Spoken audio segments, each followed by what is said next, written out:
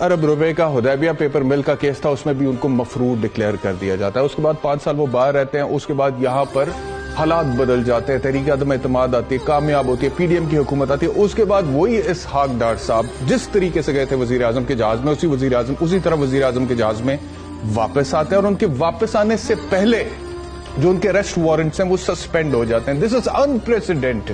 ایسا ہوتا نہیں ہے، مطلب کہ میں آپ کو وکالت کے تجربے سے بتا رہا ہوں.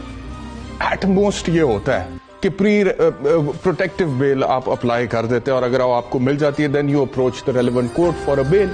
لیکن یہاں پہ وارنٹ ہی سسپینڈ ہو جاتا ہے. دوسرا استثناء مل جاتا ہے کہ کیس میں آنے کی ضرورت نہیں ہے. چلیں تیسرا، آج ان کا کیس ہی ختم ہو گیا. پاکستان مسلم لیگ نواز کو مبارک ہو. عدالت نے کہا کہ جتنی بھی نیب میں ترامیم ہوئی ہیں اس کے نتیجے میں اب یہ کیس آگے بڑھ نہیں سکتا، تو وہ کیس ختم ہو جاتا ہے. اسی طرح آپ یہ دیکھیں کہ نواز شریف صاحب کو ڈپلومیٹک پاسپورٹ ایشو ہو گیا. ایون فیلڈ ریفرنس میں مریم نواز کیپٹن صفدر کی بریت ہوگی. اور منی لانڈرنگ کیس میں، جس میں کل تک ایف آئی اے یہ کہہ رہی تھی جب میاں شہباز صاحب حمزہ صاحب اپوزیشن میں تھے کہ شواہد بہت زیادہ ہیں اور منی لانڈرنگ کے شواہد ہیں، اور وہ مقصود کا اکاؤنٹ ہے اور دیگر اکاؤنٹس، اور تقریباً 16 ارب کی منی لانڈرنگ کا کیس ہے. وہ کل تک شواہد بتا رہے تھے.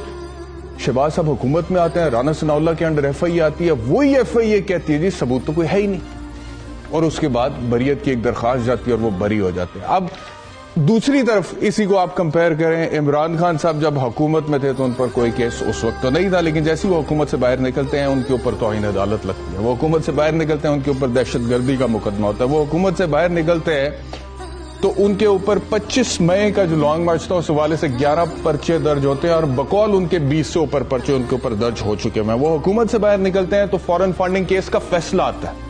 وہ حکومت سے باہر نکلتے ہیں تو الیکشن کمیشن آف پاکستان توشہ خانہ کیس میں ان کو نااہل کرتا ہے.